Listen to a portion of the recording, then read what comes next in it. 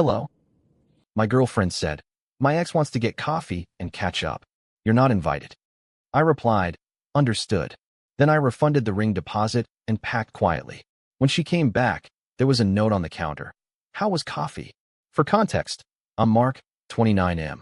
She's Jess, 27F. We've been together almost 3 years, living together for 1. We'd been ring shopping 2 weeks earlier. I'd already put down a deposit. That matters later. We were standing in our kitchen on a Tuesday night, the kind where nothing interesting happens. I was rinsing a mug. She was leaning against the counter scrolling her phone with that half smirk she gets when she already knows something I don't. Then she said it, like she was talking about a weather update. My ex wants to get coffee and catch up. You're not invited. No pause. No explanation. No, are you okay with this? Just a statement, delivered with that sharp little edge she uses when she's daring me to argue. I asked who reached out first. She rolled her eyes so hard I thought they might get stuck. God, why do you always make things weird? He just wants to talk. We're adults. I said I wasn't thrilled about it. I said it felt disrespectful. I said maybe inviting me would make it less loaded. That's when her tone changed. Colder. Meaner. This isn't about you. I'm not managing your insecurity right now. Then she grabbed her purse and keys and added, over her shoulder, I'll be back later. Don't wait up. That was the moment. Not dramatic. Not explosive. Just clear. I replied, understood. She paused, surprised I didn't argue. Smirked again, satisfied, and left. She didn't hear the sound of me setting the mug down. She didn't see me pull my phone out and open my banking app. She didn't know I was already thinking about how quiet the apartment would feel without her voice cutting through every room. I didn't cry. I didn't rage. I did math. By the time the front door closed, I wasn't her boyfriend anymore. I just hadn't told her yet. Once the door shut, the apartment felt bigger. Not emptier, just quieter in a way that made it easier to think. I sat down at the kitchen table and opened my laptop. The same table where we'd eaten takeout and talked about engagement timelines like they were calendar invites. I didn't rush. That was the strange part. Everything I did next felt slow and deliberate, like I'd already accepted the outcome and was just executing steps. First thing I did was pull up my email and search for the jeweler. The ring deposit confirmation popped up immediately. $2,000. Non-refundable after 30 days. We were on day 28. I clicked call. While the phone rang, I stared at the dent in the wall near the hallway, left over from when Jess slammed a door during an argument about my tone. She'd said I made her feel criticized when I asked her not to text her ex at midnight. I remember apologizing just to end the fight. The jeweler answered. I explained, calmly, that I needed to cancel the order. There was a pause, then some typing. You're still within the window, he said. We can process a full refund today. I thanked him. My voice didn't shake.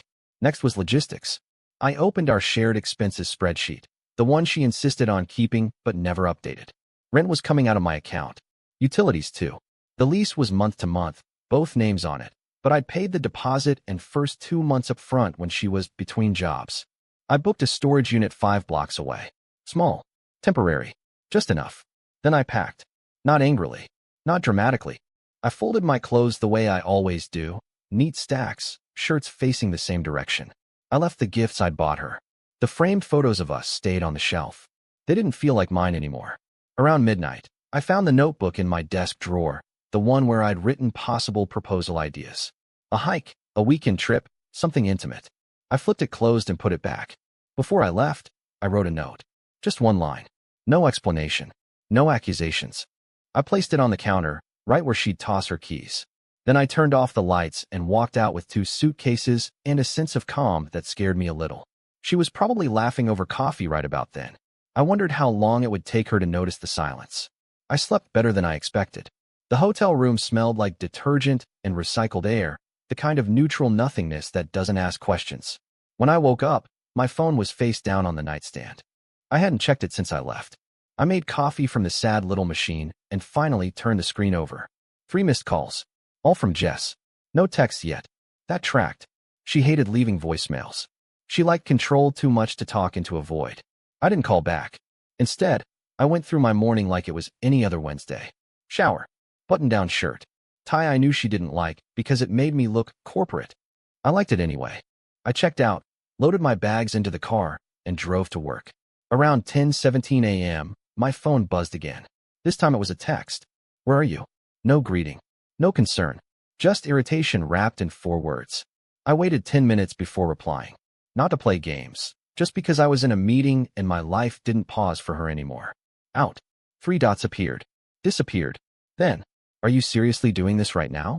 I stared at the message and realized something uncomfortable but honest. She didn't sound worried. She sounded inconvenienced. At lunch, I ate alone at my desk and scrolled through our old messages. Not to torture myself, more like confirming what I already knew. Every argument followed the same arc. I'd bring something up calmly. She'd dismiss it. If I pushed, I was too sensitive, dramatic, or my personal favorite, ruining the vibe. By 2 p.m., she called again. I let it go to voicemail. This time she left one. Okay, this isn't funny anymore, she said, her voice tight. If you're trying to punish me, congratulations. You've made your point. Call me back.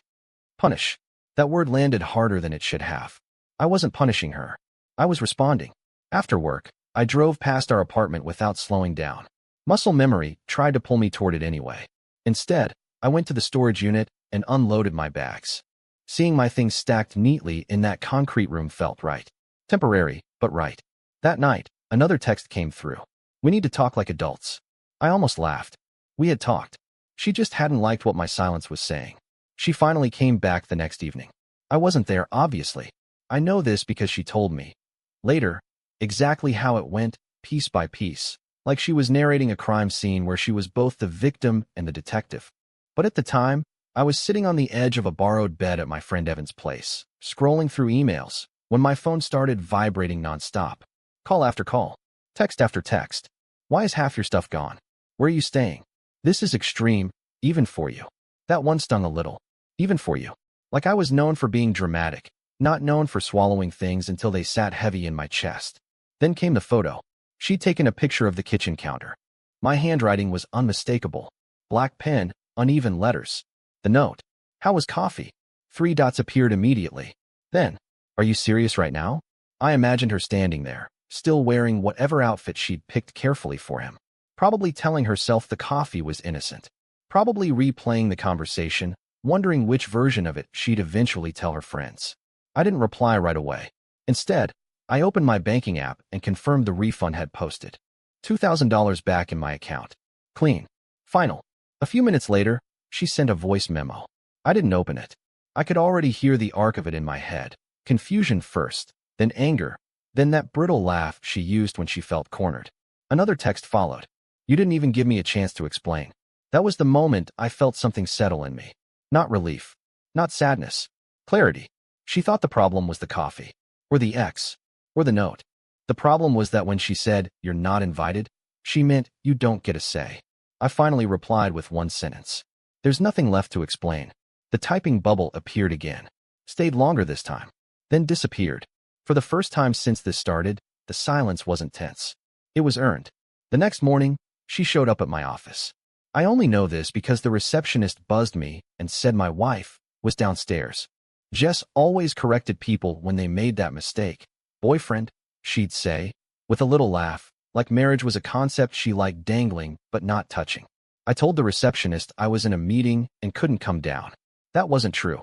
I was sitting at my desk staring at a spreadsheet, but I needed a minute to decide who I was going to be next. She didn't leave. 10 minutes later, my phone lit up. So you're really going to hide now? Hide. Another interesting word. I finally went downstairs. She was standing near the elevators, arms crossed, jaw tight, eyes scanning the lobby like she was daring someone to watch us. She looked angry, not hurt. Put together. Lipstick perfect. The same jacket she wore on important days. You embarrassed me, she said immediately. Not hello. Not are you okay? You disappeared. You left a note like you're some kind of movie character. I kept my voice low. This isn't the place. She laughed, sharp and humorless. Oh, now you care about appropriateness? That was always her move. Flip the script, make the reaction the crime. I asked her if the coffee was worth it. She scoffed. You're really stuck on that? It was just coffee. You act like I cheated. I didn't correct her. I didn't need to. I told her I'd moved out. That the ring was refunded. That I was done. Her face changed then. Not sadness, panic. The kind that comes when someone realizes a door actually closed. You don't get to decide that unilaterally, she snapped. We were building something. I nodded. I was. You were keeping options. That's when she said the quiet part out loud. You're throwing everything away over your ego. I smiled just a little. No, I'm keeping my self-respect. She stared at me like she didn't recognize me anymore. Neither did I.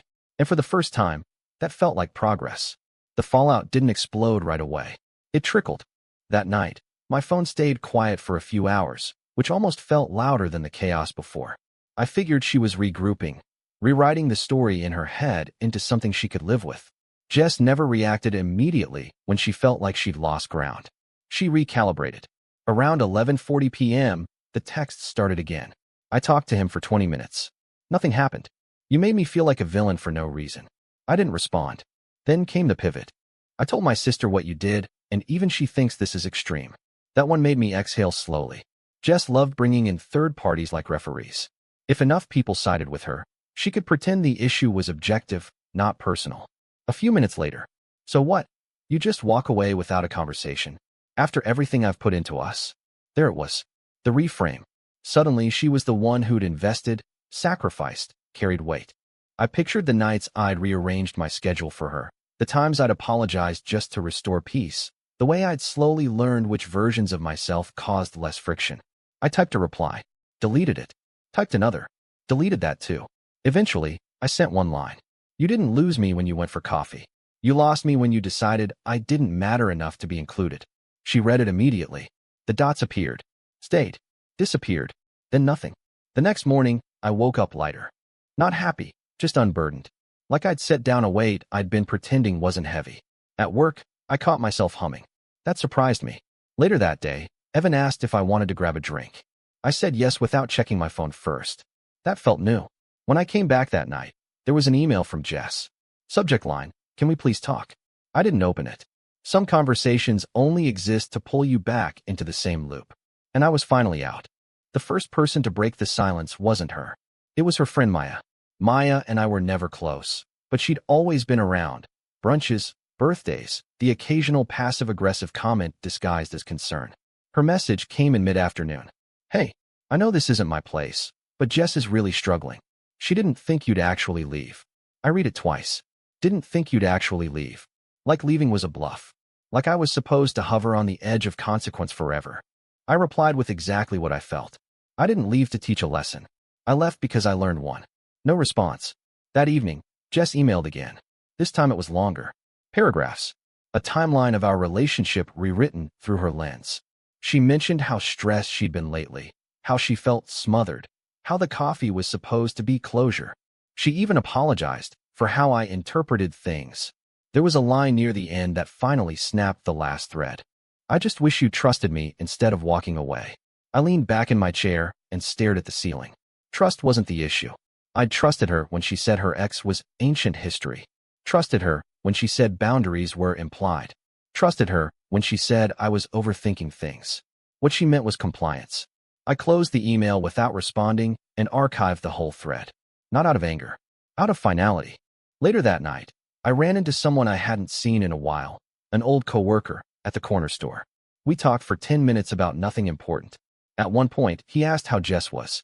I said, we broke up. He blinked. Oh, sorry, man. I shrugged and realized I meant it. When I got back to Evan's place, I noticed something strange. I wasn't checking my phone anymore. Whatever storm she was in, I wasn't standing in the rain with her this time. About a week later, I went back to the apartment for the last time. Jess wasn't home.